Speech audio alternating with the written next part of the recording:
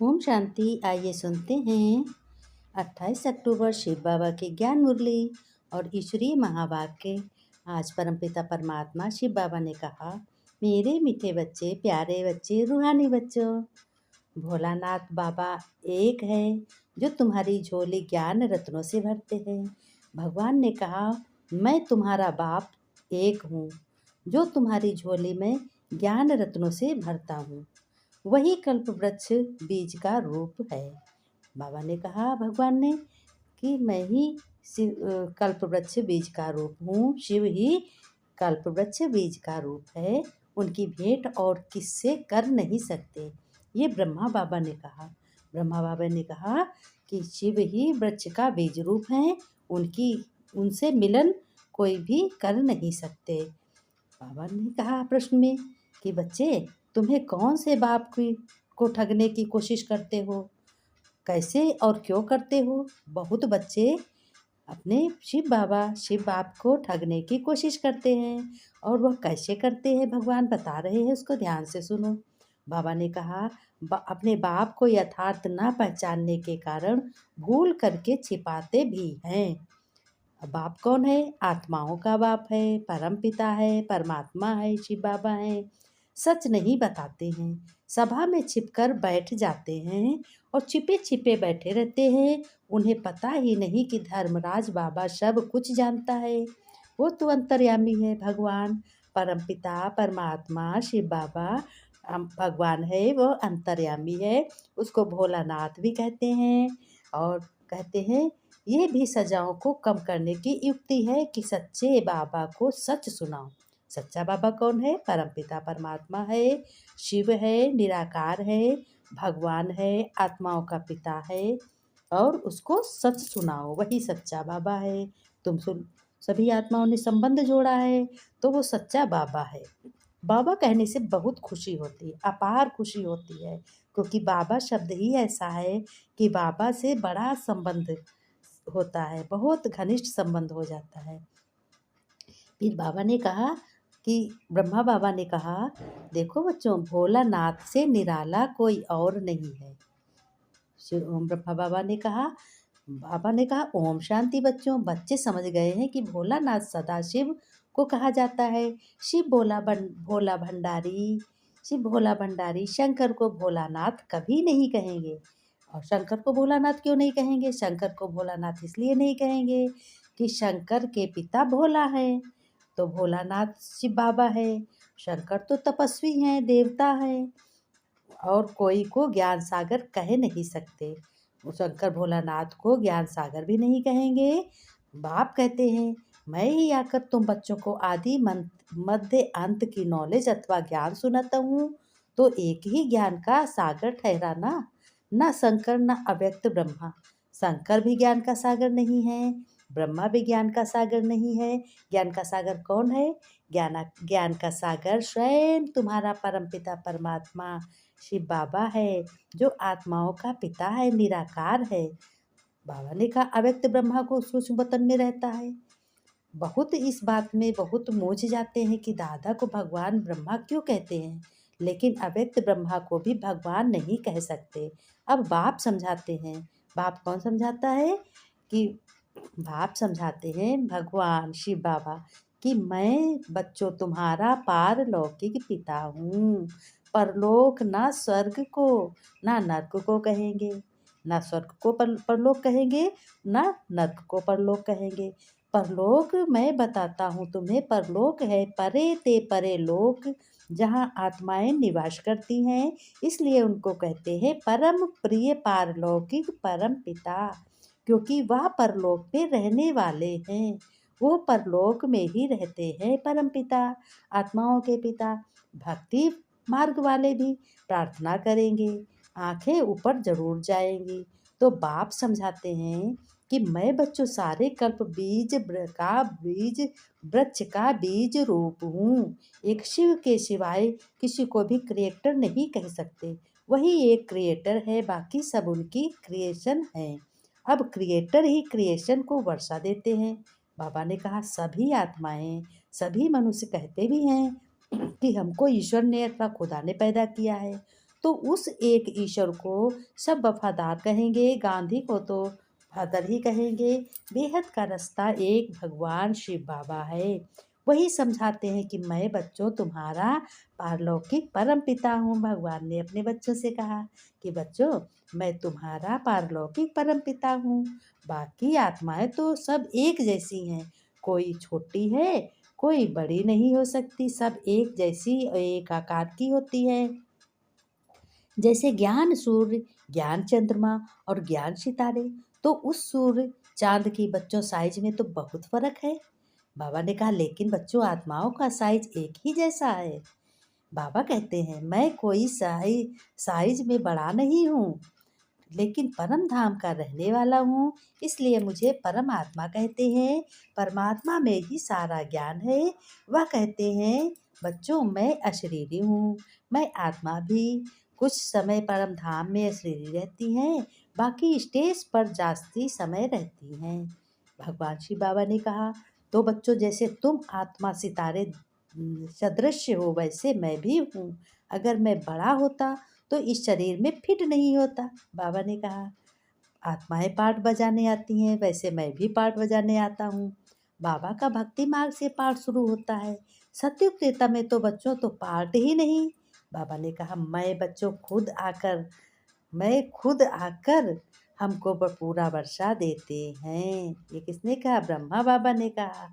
रत्ती ऊपर ले जाते हैं, हमको ब्रह्मांड और सृष्टि दोनों का मालिक बनाते हैं। ब्रह्मा को मालिक बनाते ना। ये तो हर एक बाप का फर्ज होता है ना। तुम्हारे बच्चों बाप का भी फर्ज है, और तुम भी अपने बच्चों के बाप हो ना। शिव बाबा देखो कैसे समझा रहे हैं। कह रहे हैं सभी आत्माएं भी अपने बच्चों के बाप हैं। तो सभी बाप का फर्ज है बच्चों के लिए। बच्चों को लायक बनाना क्या फर्ज है? बच्चों को लायक बनाना। कितनी सेवा बच्चों की करते हैं। कोई के 7 बच्चे होते हैं, यानी बहुत बच्चे होते हैं। कोई बच्चे इंजीनियर होते, कोई वकील होते हैं, और कोई डॉक्टर होते हैं। तो बाप फूला नहीं समाता। बाबा ने कहा कोई बच्चे होते हैं डॉक्टर होते हैं, कोई इंजीनियर होते हैं, तो बाप को कितनी खुशी होती है। तुम्हें अपने बच्चों की देखकर बहुत खुशी होती है, तो बच्चों मुझे भी देखकर तुम लोगों को खुशी होती है। अब बताओ, भगवान कह रहे हैं तुम आत्माओं से कि बच्चों, जब तुम खजानों से भरपूर हो जाते हो और बहुत ही तुम श्रेष्ठ बन जाते हो, तो मुझे बहुत खुशी होती है। बाबा ने कहा धर्म तो दूसरे धर्म वाले स्थापन करते, शिव बाबा तो ब्रह्मा द्वारा राजाओं का राजा बनाते हैं। कहते हैं राजाओं का राजा का अर्थ है बच्चों भी तुमको समझाया जाता है। तुमको भिखारी राजाएं पूछते हैं तो कितना बड़ा पद तुमको मिलता है। बाबा की मीठी मीठी बातें तुमको बहुत अच्छी लगती है ना। दिल से बताओ जरा, भगवान की बातें अच्छी लगती हैं? एक बार अपने मन से सोचो, क्या भगवान की बातें किसको नहीं अच्छी लगती? सबको अच्छी लगती हैं। परंतु फिर उठकर बाबा ने कहा कि तुम्हें इतना नशा होना चाहिए कि जैसे सुबह चाय का वक्त होता है, इंतज़ार करते हो मीठी मीठी चाय मिल जाए तो हमारी सुस्ती दूर हो जाए। तुम्हें इस तरीके से भगवान ने कहा तुम्हें इस तरीके से नशा होना चाहिए। ऐसे नशा हो कि शिव बाबा के घर में मैं बैठा हूँ और शिव बाबा मेरे घर बैठे हैं। ऐसे हो लगे कि पति परदेश चले जाते हैं तो पत्नी आंसू बहाती है ना। तो भगवान को अगर भूल गए तो आंसू आएंगे कि नहीं आएंगे? भगवान पूछ रहे हैं, एक बार अपने दिल से पूछो, आंसू आएंगे कि नहीं आएंगे? आएंगे, आएंगे ना। बाबा ने कहा बच्चों कह रहे हैं बाबा से कि आंसू आएंगे। वह तो कोई सुख देते नहीं हैं, ये बाबा तो तुम्हें कितना सुख देते हैं। भगवान तो कितना सुख देते हैं। पहले ना समझते, ज्ञान सुन कर के बहुत समझदार बन रहे हो। तो इनको छोड़ने में भी रोना आता है। बहुत कहते हैं हम यहाँ ही बैठे जाए, फिर आपके बाल बच्चे कहाँ जाएंगे। कहते हैं आप संभालो बाबा। बच्चों ने अपने शिव पिता को, बाप को जिम्मेदारी दी है, यानी भगवान को जिम्मेदारी दी है। बाबा आप सबको संभालो। भगवान ये नहीं कहते कि अपना घर छोड़ करके तुम कहीं चले जाओ या कुछ ना करो, मुझे ही याद करो। भगवान ने बड़े प्यार से कहा है बच्चों, सब कुछ मैं संभालूंगा और तुम अपना कारोबार करो, सब कुछ मुझे सौंप दो और तुम बेफिक्र बादशाह बन जाओ। बच्चे संभालूंगा, लेकिन ठहरो, सर्विसेबल बनो बच्चों, तो तुम्हारे बच्चों का भी प्रबंध हो जाएगा। शुरू में थोड़े थे तो उनके बच्चे संभाले, अब कितने हैं। उनके जो बच्चे बैठ संभाले, उनसे कोई गुम हो जाए तो कहेंगे हमारा बच्चा गुम कर दिया।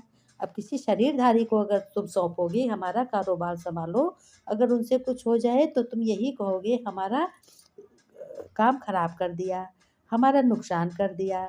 बाबा ने कहा शिव बाबा ने कहा ऐसे तो समझोगे, कहोगे कि हमारा खराब कर दिया, संभाले, तुम्हारे बच्चे संभालूंगा मैं, तुम्हारा सब कुछ संभालूंगा, घर संभालूंगा, व्यापार संभालूंगा, तुम्हें संभालूंगा। बाबा ने कहा कितने प्यार से बाबा कह रहे हैं, भगवान तुम लोगों की कितनी अच्छी, भगवान कह रहे हैं कितनी अच्छी श्रेष्ठ भाग्य है, स्वयं भगवान तुमसे बातें करते हैं।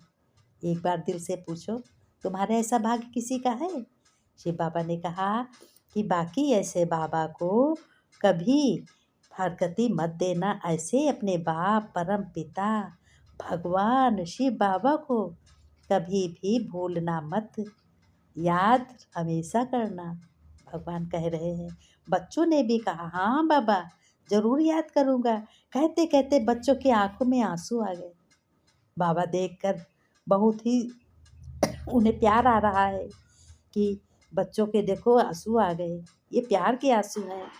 बाबा ने कहा ऐसे बहुतों ने फारकती दी है, उन्हों को मूर्खों के अवतार कहेंगे। जो लोग भगवान को भूल जाते हैं, अपने परम पिता को भूल जाते हैं, जो परम पिता साथ कभी नहीं छोड़ता है, हमेशा चाहे जितनी जन्म लो हमेशा वो साथ ही रहता है, निभाता है। तो बच्चे उसको अगर भूल जाते हैं तो क्या कहते हैं, तो उनसे पापी कोई नहीं होता है। भगवान शिव बाबा ने कहा बच्चों भल कोई भी तुमसे रूठ जाए, कोई भी रूठ जाए, लेकिन शिव बाबा से कभी मत रूठना। शिव बाबा तुम लोगों से कभी नहीं रूठता है, तो बच्चों तुम भी मत रूठना। कहा है शिव बाबा कभी किसी से नहीं रूठता, वह तो तुमको राज भाग देने आया है, तुम्हारे दुख दूर करने आया है। ये ब्रह्मा बाबा ने कहा है कि तुम्हारे दुख दूर करने आया है। शिव तो उनको कभी नहीं भूलना, रूठना भी कभी नहीं। फलक से कहना, बहुत खुशी खुशी सबसे कहना कि भगवान हमें मिला है, हम भगवान से बातें करते हैं, हम किसी देहधारी से बातें नहीं करते हैं जो चुगली करे या उसको पसंद ना आए, यहाँ से उठाकर बात वहाँ कहे, उसको जलन हो मेरा सुख देखकर, ऐसे से बात नहीं करते। स्वयं कहो, बेधड़क कहो कि मैं भगवान से बातें करता हूँ, हम अपने पिता से बातें करता हूँ, मैं शिव बाप से बातें करता हूँ, मैं अपने बाबा से बातें करता हूँ। ऐसे जो संबंध प्यारा लगता हो वही संबंध यूज करो। भगवान देखो तुम्हारे कितने नज़दीक आ जाते हैं, तुमको कितना आनंद आता है। यही परमानंद है। जब परम आत्मा मिल जाती है तो उसको परम आत्मा से परम पिता से आनंद मिलता है, यही परमानंद है, यही सबसे बड़ा आनंद है। भगवान ने कहा मेरे मीठे मीठे बच्चों, सिक्की लदे प्यारे से प्यारे बच्चों, तुम्हें मात पिता बाप दादा का याद प्यार और गुड मॉर्निंग बच्चों। रूहानी बाप की रूहानी बच्चों को नमस्ते। बच्चों ने भी बड़े प्यार से कहा, फलक से कहा, बहुत दिल से कहा कि मेरे मीठे बाबा, हम रूहानी बच्चों की रूहानी बाप दादा को याद प्यार। बाबा मीठे बाबा, प्यारे बाबा, रूहानी बाबा, शुक्रिया बाबा शुक्रिया, गुड मॉर्निंग। धारणा के लिए बाबा ने कहा अपना सब कुछ बाप हवाले कर पूरा श्रीमत पर तुम्हें बच्चों चलना है, कोई भी बुरा काम करके कुछ भी नहीं छिपाना है। जज को सच बताने से सजा कम हो जाएगी। अब देखो भगवान जज भी है, बाप से कभी रूठना नहीं है। सर्विसेबल बहुत बनना है बच्चों, अपने कर्म बंधन स्वयं काटने हैं। जब तुम अच्छा करोगे, हर वक्त बाबा की श्रीमत पर रहोगे, बाबा बाबा करते करते अपना सारा काम करोगे, तो बाबा ने कहा तुम्हारे कर्म बंधन कटेंगे। तो बाबा ने कहा वरदान में संगम युग की हर घड़ी को उत्सव के रूप में मनाने वाले सदा उमंग उत्साह संपन्न भव। कोई भी उत्सव बच्चों उमंग उत्साह के लिए मनाते हैं, आप ब्राह्मण बच्चे इतने अच्छे हो, बच्चों की जीवन ही उत्साह भरी जीवन है, कितनी उमंग उत्साह है, सफलता भरी है। जैसे इस शरीर में श्वास है बच्चों, तो जीवन है, ऐसे ब्राह्मण जीवन की हर श्वास ही उमंग उत्साह है। इसलिए बच्चों, संगम युग की हर घड़ी उत्सव है, लेकिन श्वास की गति सदा एक रस नॉर्मल होनी चाहिए। बच्चों, अगर श्वास की गति बहुत तेज हो जाए तो स्लो हो जाए और यथार्थ जीवन नहीं कहीं जाएगी, तो चेक करो अपने को कि ब्राह्मण जीवन के उमंग उत्साह की गति नॉर्मल अर्थात एक रस है। एक रस माने एक बाबा, एक भगवान, एक बाप, एक बच्चे, एक स्थिति। स्लोगन में बाबा ने कहा बच्चों, सर्व शक्तियों के खजाने से संपन्न हमेशा रहना, सफलता को प्राप्त करना, यही ब्राह्मण स्वरूप की विशेषता है। बोलो, तुम ब्राह्मण स्वरूप विशेषता, अपनी विशेषता का उदाहरण हो ना, विशेष हो तुम सब बच्चे। सर्व सभी शक्तियाँ तुम्हारे खजाने संपन्न भरे हुए हैं, धन भी है भरा हुआ है, घर भी बहुत सुंदर है, स्वर्ग की तरह है। अपने का घर का कल्याण करो, सारे दुख दूर हो गए, सुख हो गया, भगवान भगवान मिल गया, स्वयं संबंध जुड़ गया, हर एक संबंध जुड़ गया। कितने प्यारे। रोज अपने लवली बाबा को याद करो। कल फिर मिलेंगे।